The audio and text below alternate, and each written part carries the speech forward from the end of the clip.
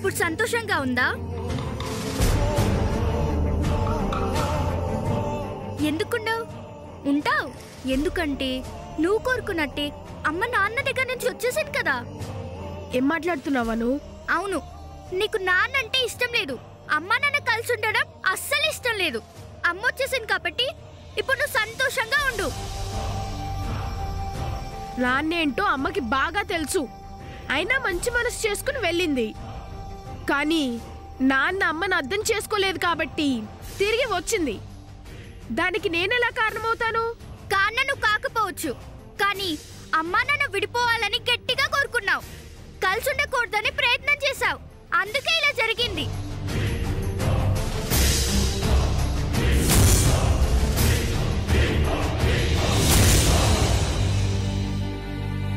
మరిప్పుడు కూడా వాళ్ళిద్దరూ కలవాలని నాకన్నా గట్టిగా కోరుకున్నావు కదా. నీ స్నేహితుడే నాన్న అని నాకు అమ్మకి చెప్పకుండా దాచిపెట్టి ఇద్దరూ కలవడం కోసం ఎంతో ప్రయత్నం చేశావు కదా. మరెందుకు కలవలేదు? నువ్వు ప్రయత్నం చేయటం, నేను ప్రయత్నం చేయటం కాదు. పైనుంచి ఆ దేవుడు చూస్తూ ఉంటాడు. ఆయనకి నిజం తెలుసు, నాన్న నిజస్వరూపం ఏంటో తెలుసు. అందుకే అమ్మని అక్కడి నుంచి వచ్చేలా చేశాడు. ఈ మాత్రం దానికే దేవుడు చేశాడని ఎందుకనే సంతోషిస్తావు? అమ్మ ఇలా తిరిగొచ్చినందుకు నువ్వు ఒక్కడివే సంతోషిస్తున్నావేమో గాని జీవితాంతం అమ్మ మాత్రం సంతోషంగా ఉండదు.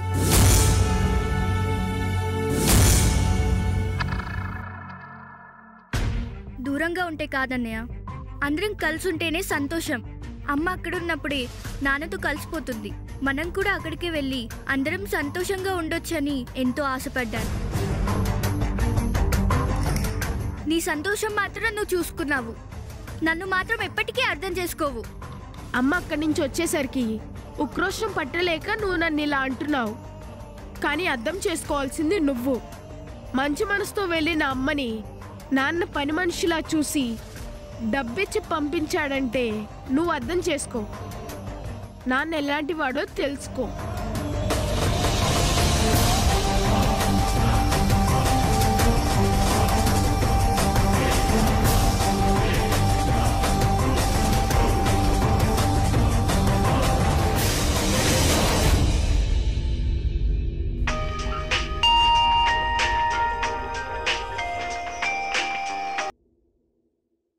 హలో రవి అంకిల్, నేను అనున్ మాట్లాడుతున్నాను.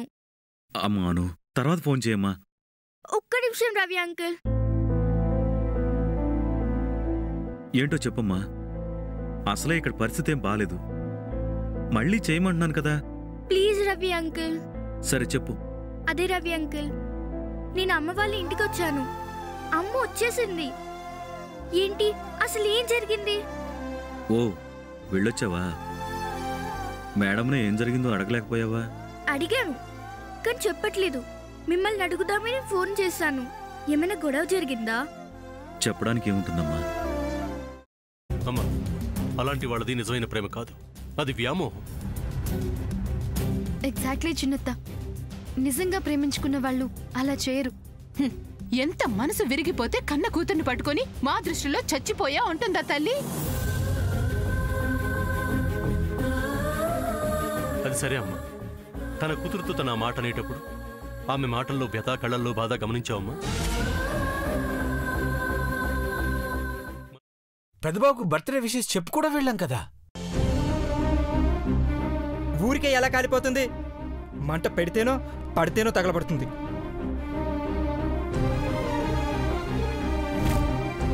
కరెక్ట్ చిన్నబాబు, నీకొచ్చినట్టే నాకు డౌట్ వచ్చింది. పార్వతే షర్టును తగలబెట్టిందనుకుంటా.